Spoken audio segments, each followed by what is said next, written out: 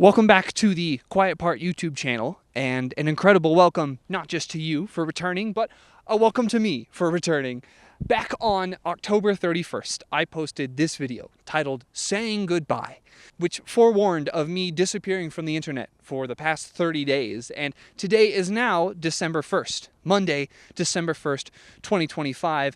I have completed my No Internet November challenge, where I disappeared from the internet completely for all of those 30 days, where I sought to completely change the way that I use social media. And this challenge was filled with incredible perils, with extraordinary danger, except no, it wasn't filled with any of that. I don't know if I've made it clear before, but I really hate like the YouTuber content creator voice, like the Mr. Beast and like the Mark Rober. No disrespect to Mark Rober. You know the voice. Yeah, I don't like doing that voice. So back on October 31st, it had been ruminating in my mind for like a couple of months since I essentially started this YouTube channel, which is a few years at that rate. I had been wanting to pay attention to my relationship with the internet and social media in general. And in a way, this video today is summarizing my experience during No Internet November, where I stepped back from the internet and social media.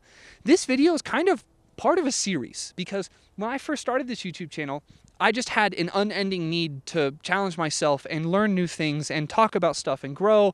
And making videos was like the best vehicle for that, right? This channel has fundamentally become like a diary for me and my life. And I come from an interesting context, and I hope maybe something that makes this video interesting to you, if you've already seen videos about digital detoxes, is that like my entire life up until the age of 22, I never used social media. I didn't have a Facebook. I never used Instagram. I tried Tumblr once. I tried Snapchat once.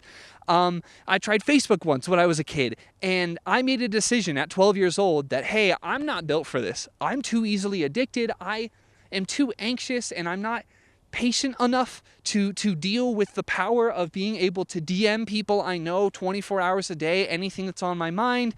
It's for that reason that I've actually never tried Twitter, even to this very day.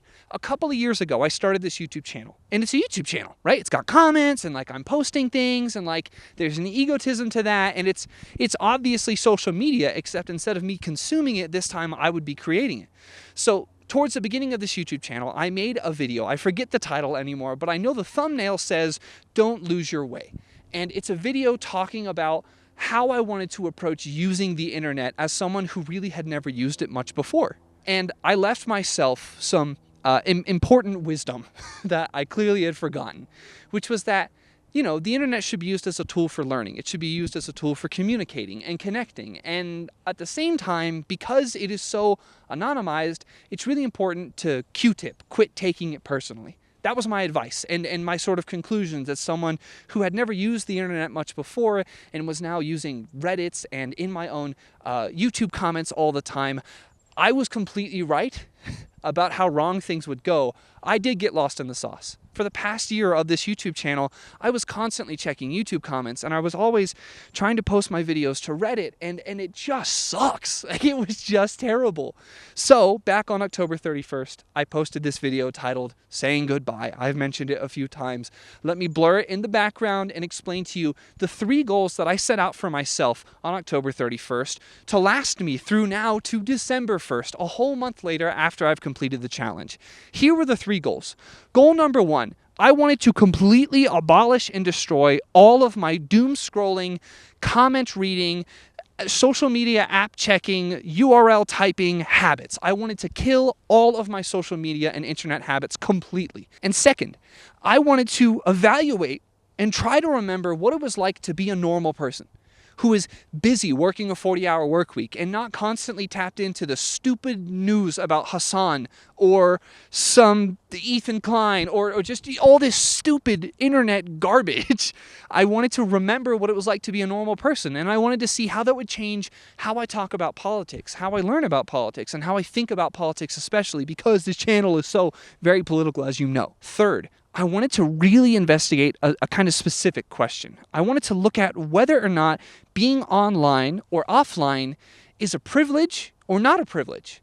Is it a privilege to be connected to everything that's going on all the time, or is it a privilege to get to step away and not constantly be entrenched in the internet social media warfare? alongside these 3 goals for this challenge that I've outlined, I should probably just explain what the challenge is going to look like in the first place, which I did a lot of in my vlogs that you'll see in a moment. The main thing is that when I say no internet November, I'm talking about the internet as a social tool and not an infrastructure. I still used my phone. I still checked my work email. If I absolutely needed to watch a YouTube video about a review for a product that I was buying, for example, I did do that a couple of times. I allowed myself to do that. The point of this challenge was to detach from the internet as a social, parasocial tool, more than anything. And because this challenge isn't just supposed to be a thing for a video, this is actually supposed to be for me and my quality of life, I do, towards the end of the challenge, start to loosen the screws on myself so that I could come back to today, December 1st, in the future, and I could actually keep these habits moving forward instead of setting a ridiculous expectation that I couldn't maintain long term. So this is not like just some dumb, specific, extremely disciplined challenge. The point was to get something out of it and be realistic. So how did I go about documenting my actual experience throughout this challenge? The main body of this video, as you'll see if you scroll through the timeline of it, is that I'm mostly going to be showing you vlogs of my experience. I'm going to start out by showing you the first few days, and then the first few weeks, and then kind of beginning to wrap things up as things continue to change. I will then bring you back to me here on December 1st, 2025, to explain to you my most important conclusions. And I really want to encourage you to make it through this video, not just for the sake of, what is it called? Retention? Audience retention? I love that. I'm so happy about this challenge. Hey, if you want a spoiler, things went well. I really want to compel you to watch the full context of this video, because I had like not 1 or 2, but like several epiphanies and giant realizations that are like, I'm not joking, kind of life-changing for me. You might be able to tell I have a lot more energy and I feel better. So stay for my final conclusions and watch through my vlogs, please. Let's jump to that. Let me show you dawn of the first day. Okay, so I have completed the first day of this no internet challenge, no internet November thing that I'm doing. What did I do? The first day was spent mostly like deleting apps off my phone and changing around settings on my computer to discourage me from mindlessly navigating to YouTube or scrolling, shopping, and just other stupid dumb things on my with the internet in general. So a lot of time was just spent the day before and that first day just making sure I stay consistent with the challenge. And already within the first day alone, I'm so aware of how badly I needed this digital detox, because, you know, not having the internet when going to the bathroom, or I take a lot of baths where I like to relax and scroll TikTok and just kind of turn my mind off. The not having an idea of what to do with that free time was like stressful for me. So I ended up downloading the NPR app so I could listen to the radio in the bath, because I do enjoy listening to the radio. So in the car, that's what I'm listening to too. I'm not streaming music. The things I am allowed to do, once again, are like check my work email and download movies and shows and games. So a lot of our time, because November 1st was a Saturday, that was the weekend off for me and my wife. So we just watched movies. We just watched anime and played video games. So I have a feeling playing video games is going to become a massive source of consistent stimulation and entertainment for me over this next month. Now I just have to sit with the discomfort of not having stimulation on demand, and it's already changing me. I'm already talking to Andrea more. I'm talking to my wife more. I'm thinking more about the future. Those down moments, that downtime in between doing things, I filled with stimulation, and now I have the time to fill it with like being present in the moment and my own thoughts, which is a scary thing to deal with, but I think it's necessary that I refamiliarize myself with what it is to have to be alone with myself and be bored. And being bored is good. I have just gotten back from my first day of work since the challenge began, because the challenge began right at the start of a weekend. Basic recap. What do I do for work? I do a bunch of different things, but one of the things I do is I'm a substitute teacher in my local school district. I used to be a teacher full-time, right? Now I'm a sub. And then the other thing I do is I have an engineering business, which is really like a work-from-home job. where like I just kind of do everything on my own time. Like it's nice. I like that. So ironically, all the things I do to make money are things I kind of get to choose to do when I want to do them, and substitute teaching is the same. So I picked up a shift, essentially. That's how it works, kind of. I picked up a shift to cover a class today, to do substitute teaching like any other normal thing I do. And yeah, the no internet challenge hurts. This sucks. Oh my god, I knew this was going to happen. I knew that I was going to underprepare and underplan, and I was going to realize that like it's really truly hard to sit and do nothing. Especially, you know, the degree to which I had to do nothing today without the internet. So like, what does that mean? I don't imagine like an average person to be super familiar with what a teacher's day is even like, much less a substitute teacher. So teachers, you know, most school systems have 7 or 8 periods a day. I usually do high school classes specifically, which is relevant for my experience today. Listen, everyone knows what it's like when a sub shows up for the day. You expect to do kind of nothing, and honestly, teachers have accepted that. So the average day of substitute teaching is sort of me walking in and saying, hey, here's your lesson for today. It's all online, because it is always all online, except for maybe like 10% of lessons. And it's just a lot of me checking up to make sure students are okay, keeping track of who's where, you know, trying to not let people goof off too much. But these are not battles to be won. So realistically, to be completely transparent, the average day of substitute teaching for me, 90% of the time, it's me sitting at the desk kind of quietly and then checking on the students every 5 minutes or so and saying yes or no to going to the bathroom and stuff like that. And so the consequence of this is, especially when those teachers have their planning periods, which are for grading, I don't have anything to grade, so I just sit there. And I wait to see if the school needs me to fill in for someone else, and if they don't, I do in fact just sit there. And so for the past couple of years that I've been a substitute teacher, I've made use of that time to go online and check out subreddits and try to learn something or discuss something, or you know, watch YouTube videos during the downtime. And I read a lot of an online creative writing project thing, horror short stories called the SCP Universe, and I would read those, and it was the perfect kind of thing to do during this job, because it was the sort of thing I could 100% stop doing at any moment and immediately pay attention to what students are doing. I do think substitute teaching is the type of thing where a person could sit down and read a book, and I have not had a history of reading a book. I will scroll around and read short stories on my laptop during those periods of downtime. Some days are not like that at all. If you've substitute taught or just taught in general the younger ages students, that's not a thing you get.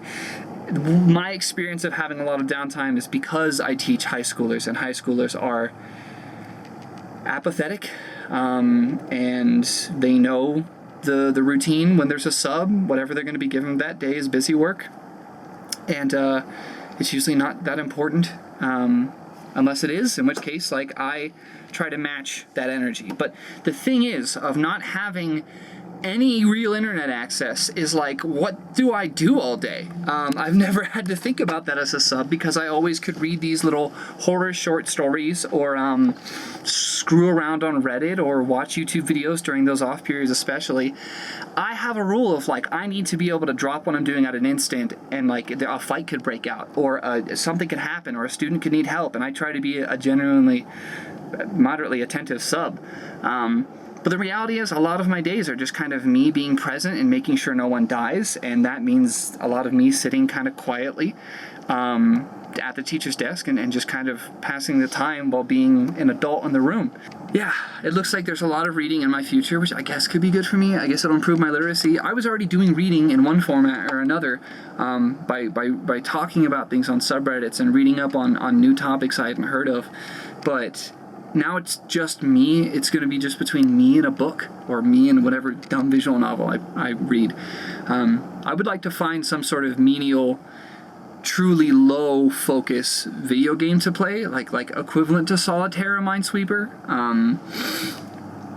But there were many points throughout the day where I just at some point sat quietly alone with my thoughts, and the immediate moment of it, coming off of a year of constant dopamine stimulation, is horrible. Like it's a horrible silence, and it feels bad, and there's this itch to get stimulated. But I know soon I will break of that withdrawal, and it will just start to feel like peace. It's just the third day of doing this, and there is just so much adapting that has to be done. We'll see how this goes long term. Take care. Goodbye.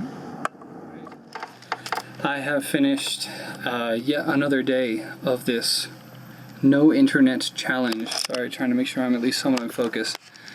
Today is November 4th. I'm only 4 days into this challenge. I look tired right now, not because of the challenge itself, but because I just got back from work, and today was a lot busier of a school day. Being a substitute teacher, I fear that I'm accidentally turning this into a vlog about my job, not intending to. Here's the thing. I brought a physical book. I started reading through my copy of the autobiography of Malcolm X. It's good, it's interesting, it's written well, I'm loving it, it's relevant, it's giving me lots of thoughts, and I'm sure I'll write a video essay on it or something. But I can't read for more than like a couple of hours, even though it's like on and off, as I am teaching every like 10 minutes minimum, or every 30 seconds I'm, doing my job. But a collective 4 hours of that is genuinely too much for my eyes. They start to hurt, and I just don't find reading a book to be super ergonomic either. My eyesight's perfectly fine from what I understand, but yeah, I don't know. I started getting just physically and mentally tired of reading a book for several hours, so I'm sure that sometime soon on off days when I'm not working, I'm going to start working out and exercising again. Oh yeah, another note, and I'm sure I will mention this many times more as I continue suffering. I don't know if I already mentioned it, but I don't eat while I'm at work. I don't eat breakfast before work. I don't eat lunch at work. I wait till I get home and I fast, I think essentially 16 hours between sleep and then 8 hours of work. I fast about 16 hours a day every day when I am working. And I do that just because my stomach kind of needs it, and it helps me just be okay and get through the day, actually. But the consequence is I'm extremely tired and extremely bored and extremely hungry. So it's a challenge. It's a very first world challenge, isn't this? All right, I'll keep updating you. Today is Wednesday, November 5th. We are now 5 days into this challenge. Here's what I did today. Today was a day off. I did not have work, but I don't have social medias, and I also can't touch the YouTube channel. But I wanted to make progress on one of the videos I'm working on, which will have some transfiguration of the title, Nostalgia for a Better Future. Complicated story, you'll see it whenever it comes out. The things I needed to record today were me going to a library, me reading a very specific book that is a quarter or a half of the topic of the video essay I'm working on. And then I also had to record myself getting lost in a liminal space. Also during daytime, which meant I couldn't do like an outdoor parking garage. I had to find somewhere that you'll see in the video that is you can't tell if it's day or night when I'm in there, and it does in fact look very kind of creepy and liminal and empty and fun, and that I promise you that is somehow related to the title of the video I just described. I just realized I haven't explained any of that video. Good, keep it that way, watch it. I don't know. I played a bunch of video games this morning before I went out. It's only like 2 p.m. But I got up super early as if I were getting to work, and in a lot of people's cases as if they were going to school. So I got up at like 7 a.m., which is not particularly normal, but I don't know. This challenge I feel like it's having so many effects on me that I can't quite explain, and I don't fully understand, but as I predicted, the first few days were just agonizing. They were just terrible. Not getting my dopamine hit was awful. Coming up on day 4 and 5 now, and I feel good. I feel good. Like, I had a nice little day, and I felt a lot of like brain fog after COVID wrapped up, and I don't think it was I'm not saying that has anything to do with me catching it. I don't think I ever did catch it, actually. I don't know, I got lucky. I got my shots, and I took it seriously. Or maybe I'm just naturally super resistant to it, or I'm one of these asymptomatic people, which is highly unlikely because I have terrible chronic respiratory illness. But I have felt since that time period, and I'm sure a lot of people feel this too, that we have been kind of, the whole world has been kind of in a liminal space where it's like things are just getting worse. Things feel very nightmarish. And I found day to day that especially it's felt really hard to focus. It has felt really, really, really hard to focus on stuff. And I feel like no amount of effort makes it so I feel like I'm truly present or attentive to things in front of me, whether it's like driving to work.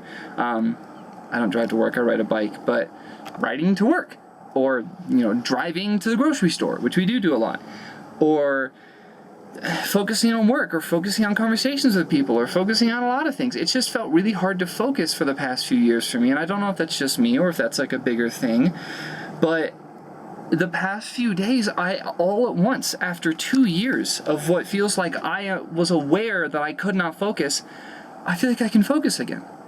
Like I feel like I'm there and I'm present, and like I feel like I'm in control. Crazy. Day 5. I'll see you for day 6 and 7. I am bored today. Truly, thoroughly bored. You know, on these days, my wife is at work, but I'm not. And I would usually watch videos or work on a YouTube video for the channel. And I'm as far along with one of my next videos as I really can be at this moment. So I'm genuinely just bored. I don't want to read my book. I'm good with the visual novel I've been working through. I don't want to play more of it right now. And I don't have many video games that I want to play because parallel with this month of no real internet, we're saving up for some financial stuff. So we're doing a bunch of saving right now and spending very little money. So I am sort of not allowed, personally, like I've set a boundary, I'm not allowed to buy like unnecessary things for the next couple of months, but this has been ongoing for like 2 months already, so this isn't new to me. Being careful, and I'm focusing on saving right now, essentially. So because of that, I can't really buy any new video games that have like new stories and experiences that I'm not familiar with. All I can do is kind of go through my Epic Game Store and my Steam Store and go through my library of games I already have. But the issue is, unlike a lot of people, I've played all the games I own. When I buy a game, I play it. I usually don't like wait. It's a weird feeling. I think I'm currently using this process of recording as something to give me stimulation right now, which is a little ridiculous. So I'll see you tomorrow. It'll be 1 week. I will try to summarize my thoughts of week 1, and then I will start updating you on a weekly basis and maybe showing what I get up to throughout the month in a more vloggy style from that point forward. A full week of no social media, no internet is now complete, and I'm in relaxation mode. So I'm not putting a shirt on for you or this video. So yeah, I need to update you on some very specific things. 1, these goddamn habits are so hard to break. And I'm not talking about like habits where I'm conscious. I mean the unconscious ones. I find myself pulling out my phone and without conscious thought typing YOU into my app search bar to pull up YouTube to check out videos or check on the channel. And I caught myself. I haven't actually done too much, but there was like a 15-second thing where I sat down, and I don't know how, despite consciously having it on my mind that I'm doing this challenge and I'm not using the internet, I freaking muscle memory bring it out. And I stopped myself, obviously. But that happens, man, whether it's me typing something into the search bar in my laptop's browser, or it's me jumping to a social media app, which I can't uninstall YouTube. Like, you literally can't uninstall YouTube on an Android device. Like, it messes with something. But you know what? Maybe I can disable it. And the best way I can describe it is it's been very up and down. Some days are great. Some days totally suck. But either way, I mean, my habits are changing massively, right? Like, I'm reading books. I'm just lasering in and playing games that I used to like. And, you know, I've always downloaded music to my phone, and I've always been the type to have it locally on me as opposed to streaming it. And this challenge is forcing me to like listen to the music I have downloaded, and I'm like rediscovering stuff that I haven't listened to in a long time, because there was always some 2020 plus era brain rot hyper loud music for me to listen to, and now I'm getting back into stuff I used to listen to. And that's all kind of framed with the other stuff I've been up to, which is that I've been doing a lot of work for the channel, even though it looks like I'm, to you guys right now, it looks like I've been gone. I'm working on this Nostalgia for a Better Future video, and I'm getting to put so much time and energy and effort and thought into just making it really good, and it's so pleasant. I make videos because I like making videos, and this one I'm working on, it's been so fun to film. It's been so fun to think of how to film it and how to set it up, and how I wrote it originally, and the things that it drew me to do, like going to the public library and checking out a book that is from 2025 and getting to read a 2025 published book for free in the same year at the library. And it's getting me out into the community, and it's getting me out of here as much, right? Like, this is where I am most of the time. It's getting me out of here, which is all good. Yeah, this challenge is good. This challenge is hard. That's probably what makes it good in the first place. It is an obvious certainty that the conclusion of this challenge is that, as someone who spent the first 20 years of their life without social media and only watching YouTube videos at most, and now I did slip into, being on Reddits and trying Instagram and watching TikToks and YouTube Shorts and all this sort of stuff. It's obvious that, after I'm done with this challenge, I hope that I never touch any of that ever again for the rest of my life. I actually genuinely hope that. I hope that if anything regarding short form content or online discourse is happening, it better be involving real life people that I already freaking know, or it better be me making my own content for this channel. I no longer want to sit by and be a consumer. I want to make stuff, and I just want to consume better.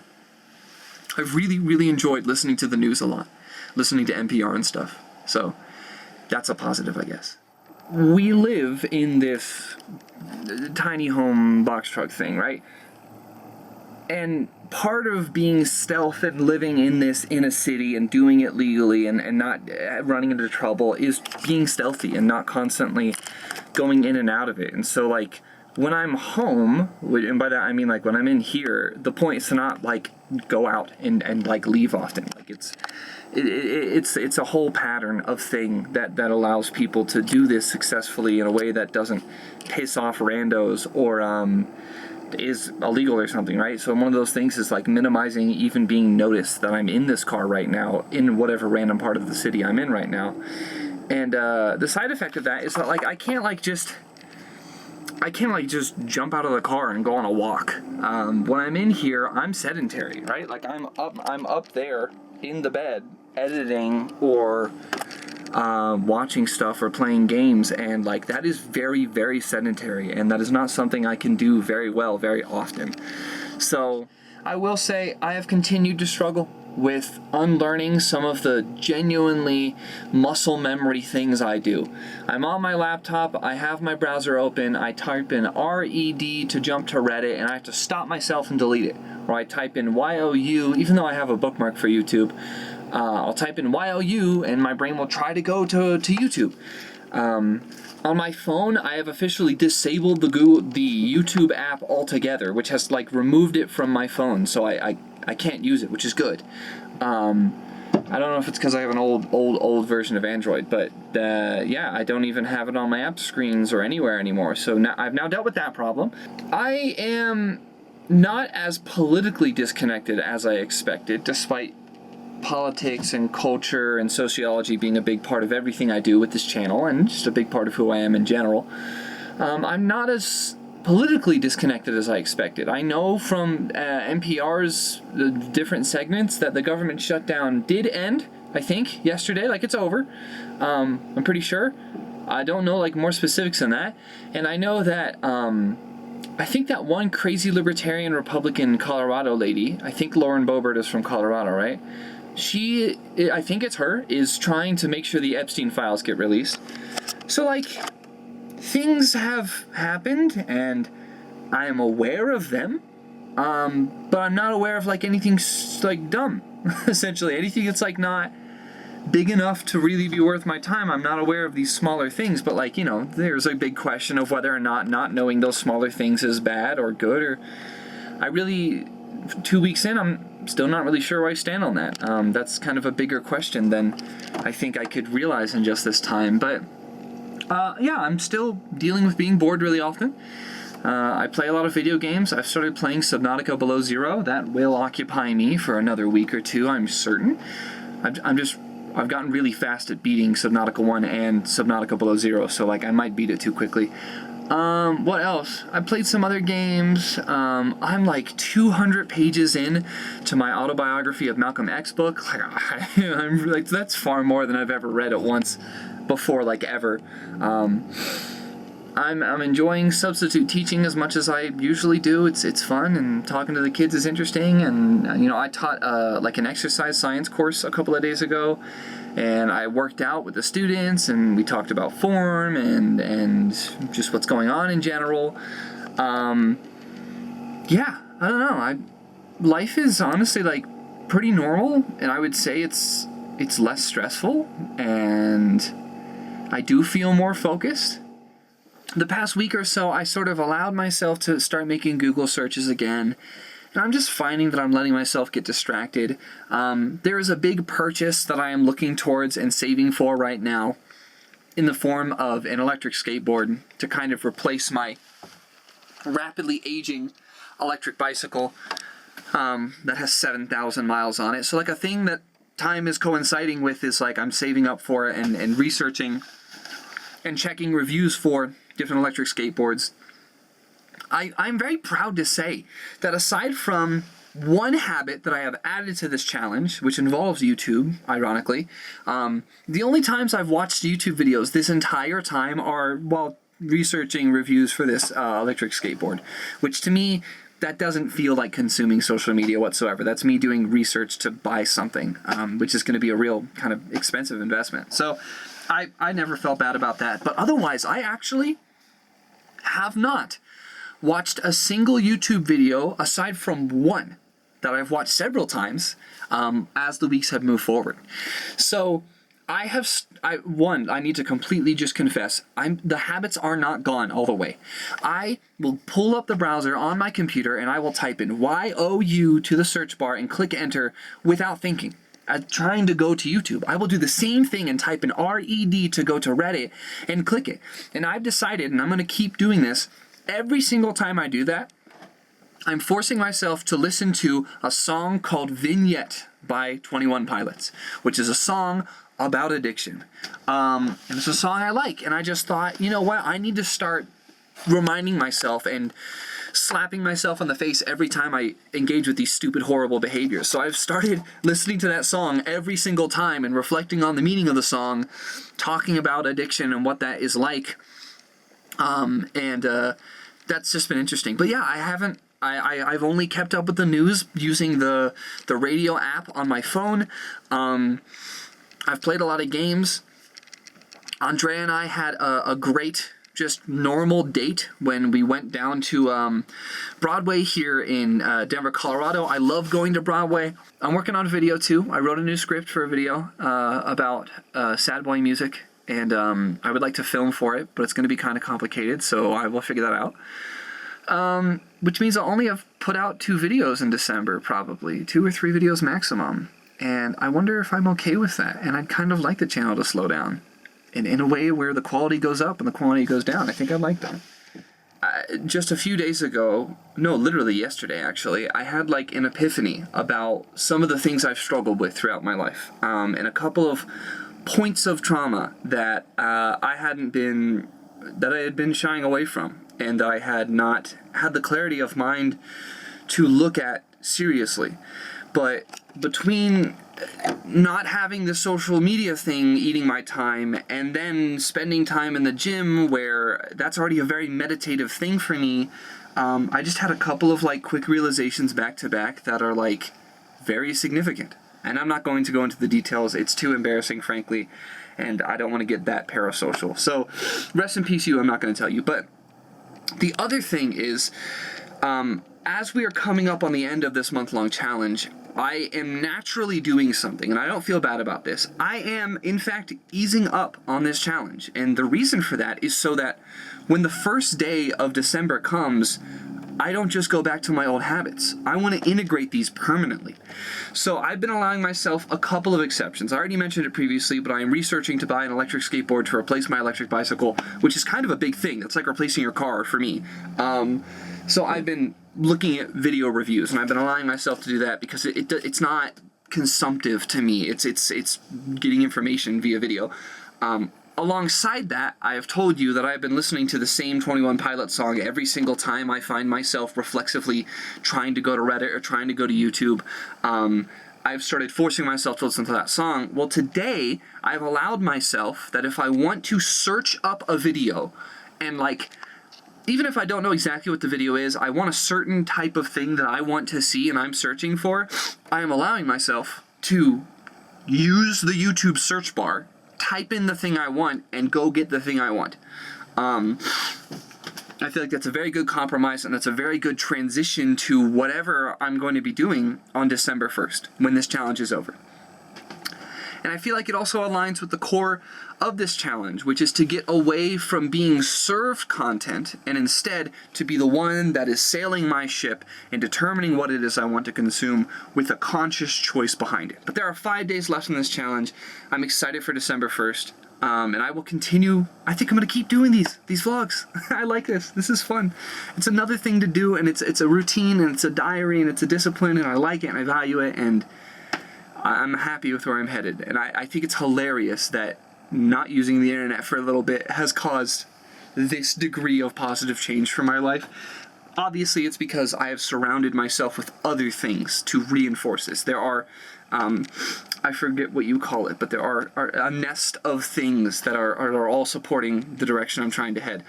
So obviously it's not just the social media thing, your results may vary type thing. Also, I almost completely forgot to mention, I did a couple of things with my YouTube consumption, and it's based on stuff I did when I was teaching in the classroom full-time still. There's an extension that you can get for most browsers that turns off all YouTube thumbnails. I have put that extension on my personal computer. I will also go and put it on our desktop computer. I wonder if I can do that with my phone. I might just keep the YouTube app off of my phone, honestly. But yeah, I have disabled YouTube thumbnails. It's going to force me to have to read. It is my hypothesis that the parts of your brain that are activated when you look at a thumbnail are a different part of your brain than when you read the title. And I want to read the title more. I also want to think more about my own YouTube channel titles. I think I've figured out how to make thumbnails. My thumbnails are, sometimes they're good. I don't think this one will be that good, but sometimes my thumbnails are really good, and I'm really proud of them. They look pretty. They're like movie posters for my videos, and I like it. I don't need to get better at making clickbait YouTube thumbnails. I don't. And frankly, I don't want clickbait YouTube thumbnails to be the determiner of what I watch anymore. Instead, I want it to be the content of the content. So I found an application that unsubscribes you from every single one of your subscriptions. I currently have 0 channels that I am subscribed to. And you know what? I did this once before, and I kind of rebuilt from there, and honestly, I didn't like the results. But this time, I might just choose not to rebuild my subscriptions. So that way, if I want to watch a YouTube video, I have to go seek it out. I used YouTube for the first 8 years of using YouTube without subscribing to anyone. I didn't even realize it was a thing you were supposed to do. I just remembered things and went out and sought them. So I have no subscriptions right now. It's just blank. YouTube even gave me an error message. It's like, your subscriptions are supposed to be here, but there's nothing showing up. That's so weird. It's because I used an application to unsubscribe all 400 and whatever of them. I did that once, and then over the past few months, I've rebuilt up. I had 90 a couple of days ago. I got rid of all of them. What are the effects of all this going to be on me? I don't know. I have a feeling I am going to get resubscribed to certain channels, but I think this time I'm going to be really, really picky. And maybe I set a limit for myself. Maybe I set a limit of 15. And I force myself to cycle. If I want a new thing to subscribe to, I have to look at something from the cast and cut one. That might be a good idea.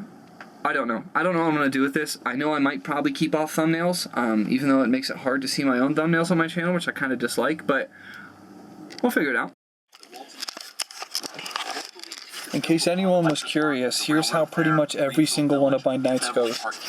I am patiently playing my game disconnected from the internet, and she is watching a video essay on YouTube.com, and I'm trying my best to not pay attention to it despite it being 4 inches away from me. She's watching a video by Defunctland, a video essay about a special interest, and here I am not allowed to use the internet. This is like all the time for me. This is horrible. It's not. We watch anime 98% of the time. This is like 2%. This is not 80. This is like 10% to 20 minimum.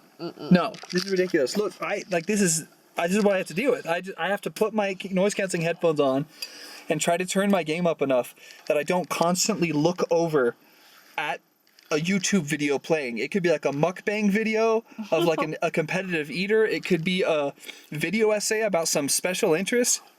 And I just have to ignore it and keep playing my virtual novel video game. Today is Thanksgiving Day, which is the 27th of November, 2025. I just got back from a morning run. Not that I usually run in the mornings, but I am continuing to go on regular runs, despite today being Thanksgiving. What do I need to tell you? There's 3 days left on this challenge. I'm using this last week to slowly, like refeeding syndrome, like if a person has fasted for too long or starved for too long and you suddenly feed them all at once, like it's worse for their health. Similarly, I know it would be bad if I hit December 1st and I just go back to all my old habits. So what I'm doing is I'm trying to loosen the screws that are tightened around my head, and I'm relaxing my expectations for the rest of this challenge. And I don't consider that a concession that I couldn't handle it. My issue is I think I could have happily continued this for like 3 months. But I think if I had done that 4th month, I would have wanted to go back. I would have just lost the habit somehow because I would have kind of relapsed or something. So I need to find a stable medium for this degree of disconnectedness. And what I've allowed myself to do is I've allowed myself to look up a couple of YouTube videos. If it's a video I want and I think I know where I can find it, I'm allowed to look it up. But again, there are no subscriptions on my YouTube channel. Here's my issue. I love being wrong. I love having an opinion, exploring it, and being wrong so I can learn something. That's like the whole point of this channel, right? Well, the issue is what happens when I'm right? I'm not used to being right, and I don't like being right.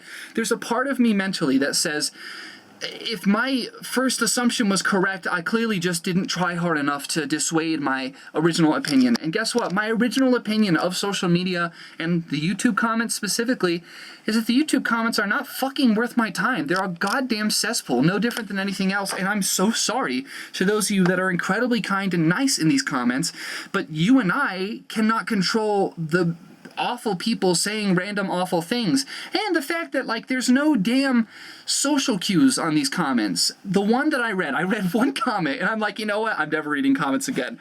If you want to talk to me, join my Discord. People talking, they know each other. We have usernames that are static and people can build rapport.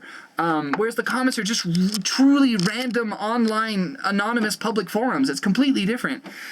I read a comment that was just like, you sound like you're AI. Your script sounds like it's AI, and your voice is so emotionless. You sound like you're AI. You don't understand how much that pisses me off, or how much that hurts my feelings, actually. That's the main issue, is it hurts my feelings.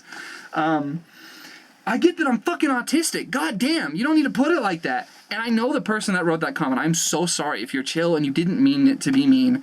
If you did mean it to be mean, you did a great job. That hurt my feelings. I feel bad. That hurt my feelings. Hey, that's the issue.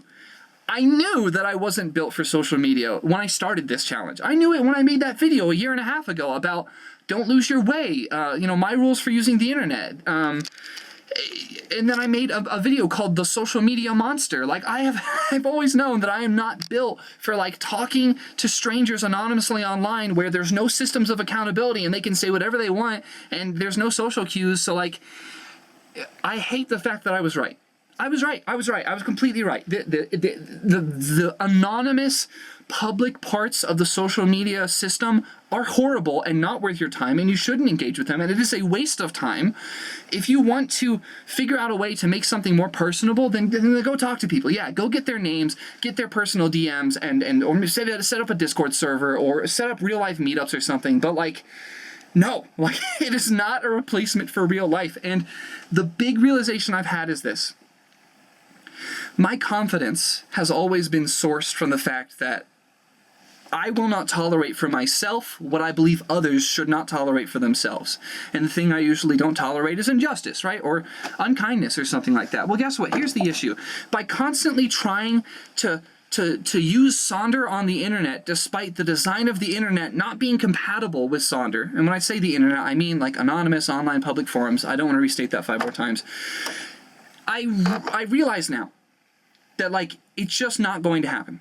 I am not going to get a perfect dialogue, public discourse that mirrors the real world in the YouTube comments. I'm not going to get that. I might not even ever get that in a Discord server. I might not get that through dialogue created by my videos. It's just the wrong mechanism, right? I'm using an axe where a hammer would be the correct tool, and you can use the back of a hatchet as a hammer, but it's not the right tool. And so what I've realized is I should not be tolerating exposing myself to the toxicity and the meanness of strangers saying things about me online, because I don't think you should tolerate that. I don't think my students should have ever, like if I were in the classroom and I could say like, hey, don't tolerate this, I would say that. If I had children, I would tell them, do not tolerate what random strangers are saying about you online. That is so stupid. How is it that for the past year and a half, I have been not applying that to myself? Insecurity, obviously, right? I need to rebuild my confidence, and I have. This challenge, and this is so weird because it has done so much for me in 27 days. 27 days. It has done so much for me. I can't fucking believe it at all. So yeah, I'm sorry, but I think I'm done with the YouTube comments because I should have known that before. All of my favorite creators that have made a consistent thing out of this and put together a body of work, guess what? None of them are in the comments. They're in the comments to like boost engagement and give you a link to their donation thingy or whatever. Like I'll do that, sure. It is the next day. I'm doing more regular updates at the end, which I think is kind of funny. Today is the 28th of November. Really? I thought it was the 27th. Today's the 28th. Thanksgiving was yesterday. Family visited. We all went and saw Wicked in theaters. The second part of Wicked. I enjoyed part 1. I think less of part 2, and I'm not a movie reviewer, so let's just not get into that. The funny thing is, though, I remember at the beginning of this month, the beginning of this challenge, my wife told me, like, oh, I saw there's another Super Mario movie coming out, but it's Super Mario Galaxy. Don't you love that game? And I do love that game, and I would be really excited to see that, but I couldn't look up the trailer for it. And I still haven't looked at the trailer for it. But in the theater, the physical place outside, we watched the credits, not the credits, the advertisements beforehand, and the freaking commercial for it. The Super Mario Galaxy movie showed up, and I got to watch it without the internet after 3 weeks of sheer discipline and patience. Two more days left. Today is the final day, and I'm freaking out. No, I'm not. It feels like a completely normal day to me. 30 days without using social media. I think ultimately that's what this challenge became. This became a don't use social media challenge as opposed to a live in the woods and use no internet challenge. I have continued tapering off and reintroducing myself to the internet. I've made 2 Discord messages in the past week. I have Googled random things that I was curious about many times. I do that often. I like Googling and learning stuff. That sucked. That part of it kind of sucked. It's like not being able to learn stuff very easily was kind of annoying. I'm not going to give you my big final reflections here today. I just want to let you know what I'm doing today. It's a Sunday. At the end of a holiday holiday period for Thanksgiving and a Black Friday into the weekend. And yeah, today is Sunday, November 30th, 2025. And I have completed 30 days without social media, and there's really not much to know. I'm happier. I'm just happier. Doesn't, ignorance is bliss, or I still have kept up with almost all of the most important politics this entire month. By listening to the radio and using NPR, I've still kept up with most things. I just haven't kept up with stupid things. Things that are so small that they just shouldn't even be occupying my brain space when I could be living my life instead of consuming third-person narratives by media personalities that have never talked to me and I don't care about. I have so much I could say, and I'm going to go say all of that, but not here. Let's talk about this somewhere else tomorrow on December 1st, the first day that I am done with this challenge and on to the next. And welcome back to the future once again here on December 1st, 2025. What are my biggest conclusions? Well, first of all, I just want to reflect before I even give you full conclusions. Reflection number one, that was incredible and extremely worthwhile, and I am so happy and I feel so much better. My anxiety is better, my mental health is better, my habits are better, I feel more confident. I cannot believe the difference that this made. Like, it is almost comedic how serious the difference is before and after I readjusted my relationship with social media. And I think one of the most noteworthy moments of this entire challenge in terms of like days in order, I believe it was like day number 6 or 7 when I told the camera that I suddenly felt focused and I suddenly felt more aware and I suddenly felt more clear-minded.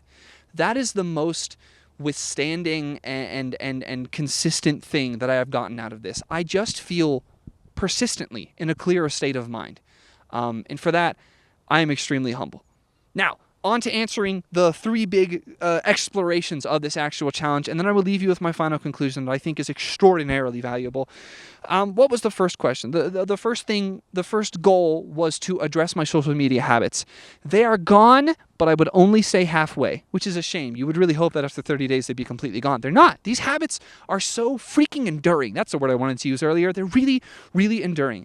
I still find myself, when I open up my laptop and I'm in my browser and in the search bar, the URL typing bar, I will still type in RED to go to Reddit because I was using Reddit so freaking much and so fervently because like I mentioned, this video is kind of part of a larger series of videos where I investigate social media as a kind of newbie to it, and I somehow forgot that talking to random strangers on the internet sucks because everyone's a jerk because they're not in front of you and you can't punch them in the face for what they're saying. So I somehow forgot that, and the Reddit habit is not fully gone, but I did replace a few of my other habits. The doom scrolling, I did not touch TikTok a single time in these 30 days. I did not touch Instagram. I did not touch Twitter. I did not look at Facebook. I did check the channel a couple of times just to make sure nothing bad was happening. And I only checked Discord twice in the last week as I was trying to get myself kind of re-geared up for things in general. So in terms of replacing and abolishing my social media habits, I abolished pretty much half of them, and I'm very, very okay with that. And I'm going to continue chipping away at that moving forward until they're pretty much gone forever. But this is massive progress to me, and I'm very happy about that. Now, the second goal that we set out, which is kind of re-normifying myself, the issue is that I still could listen to the radio during this challenge. That's not social media. That's like authoritative, high-quality news reporting. And so guess what? I spent a lot of this challenge using my phone to use its internal radio to listen to NPR, like all the time. And the thing I found is that not using the internet isn't going to suddenly make me less of a political person or less of an activist, or it's not going to get in the way of the fact that I care about these things. I was already going to sail my ship in that direction from the very beginning.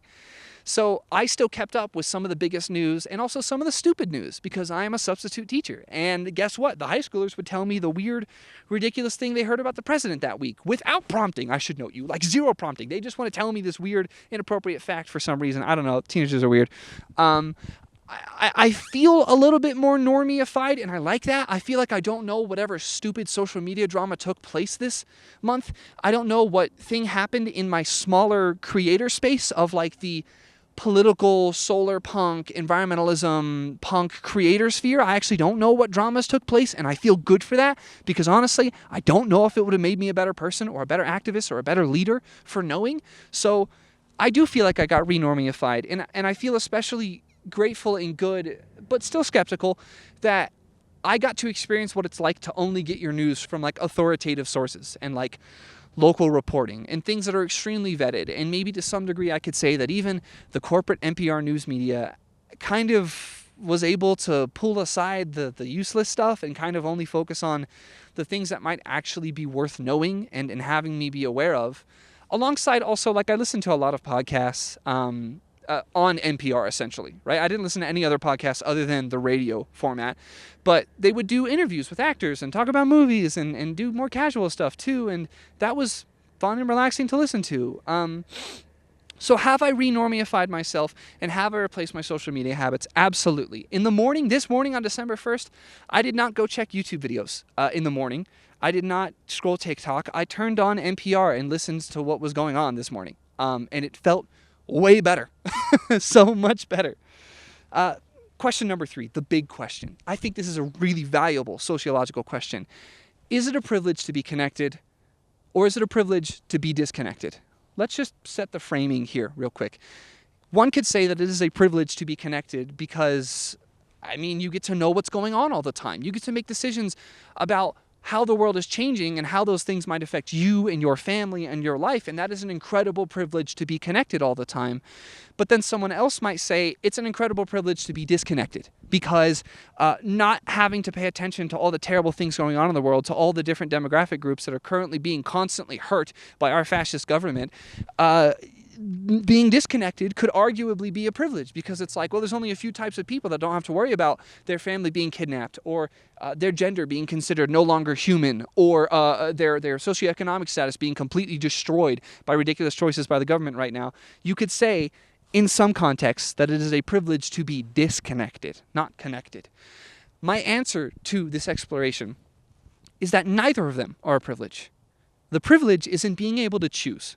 The freedom to choose to be connected or disconnected. That is the genuine privilege. Because we live in a circumstance right now where being connected is indeed toxic. It is informing, it is also toxic. It is a privilege to get to choose when you want to be connected and a privilege to choose when you want to be disconnected. And the big thing that we should realize out of all of this, in my opinion, the sort of sociological, societal implications of this conclusion of mine is that we need to make it so everyone can afford this privilege equally, and so it's less toxic when you choose to be connected, or it's less dangerous when you choose to be disconnected.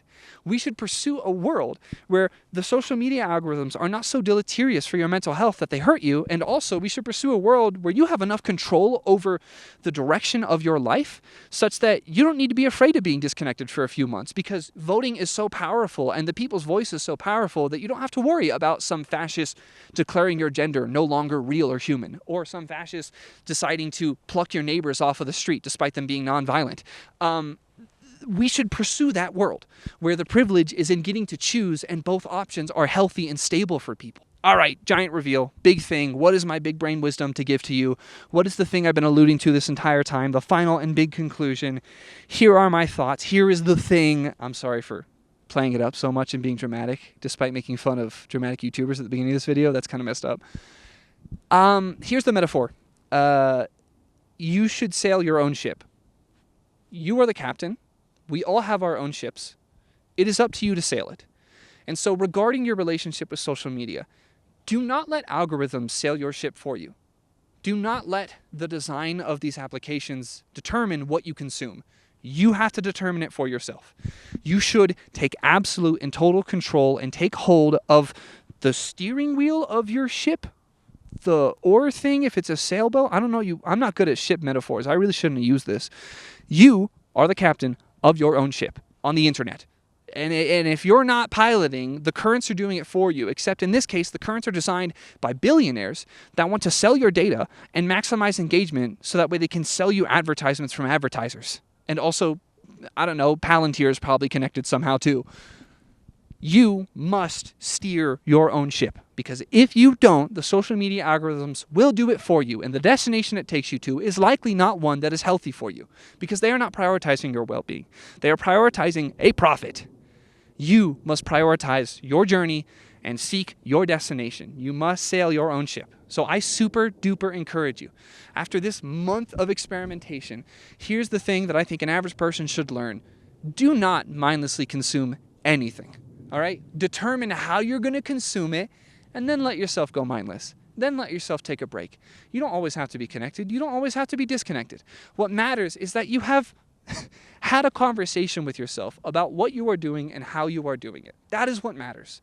So I deeply encourage you moving forward, and I seriously encourage myself moving forward, that if I'm using social media, it is purposeful. It is intentional.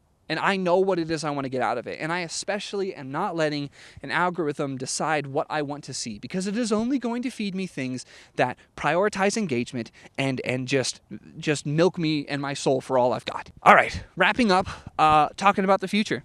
What do I hope is going to happen? Today is December 1st. What am I going to do? Am I going to go back home and watch a bunch of YouTube videos? No, I think not, actually. My YouTube channel, both of them, the one for making this video and the one for watching stuff, I set it so it unsubscribed me from all 400 subscriptions that I had. And I've set up my browser account and my phone. My phone doesn't even have YouTube on it anymore. And my browser doesn't even have, it doesn't show me recommendations, it doesn't show me comments, it doesn't show me thumbnails. I've completely changed how I intend to interact with social media in general. Though, I will concede, I probably will continue watching videos from people I want to watch. Regarding this idea of steering your own ship, I have a couple ideas. Either I'm going to limit the number of subscriptions I'm allowed to have at once to like 20, or I'm going to make it so I never get new subscriptions on my YouTube channels, any of them, and instead I search out channels that I want to see manually. Maybe a balance of both of those. I really don't know exactly what I'll do. But I certainly intend to never use Reddit ever again for the rest of my life. I certainly intend, as much as reasonable, to never read YouTube comments ever again. You can join my Discord, which is linked down below, if you want to talk to me like a normal human being, instead of an anonymized troll in the comment section. I'm probably never going to make a Facebook. Maybe I'll make a TikTok one day. I don't know. You know, I really don't think I should. Probably won't ever use Instagram. I'm not going to continue using the Tumblr account that I made for this channel. I'm locking it back down to just me and you, okay? Me and camera. That's what I'm thinking moving forward. So there you go. That's all I've got to say. If you like this video, be sure to like it. Get subscribed to see more of my videos. Consider becoming a channel member. If you want to leave me a tip or buy me a coffee, click my Ko-fi link down below in the description. I do a lot more than just this. I talk about all kinds of things. And leave a comment for yourself. Don't leave it for me. Don't leave it for other people. Leave a comment for yourself, all right? Be the one that sails your ship. No one else can do it for you. And the second that you stop doing it, the algorithms will take control. Do not become Odysseus, lost in that sea. Poseidon, Aeolus, all of these gods want you lost forever. Find your way home.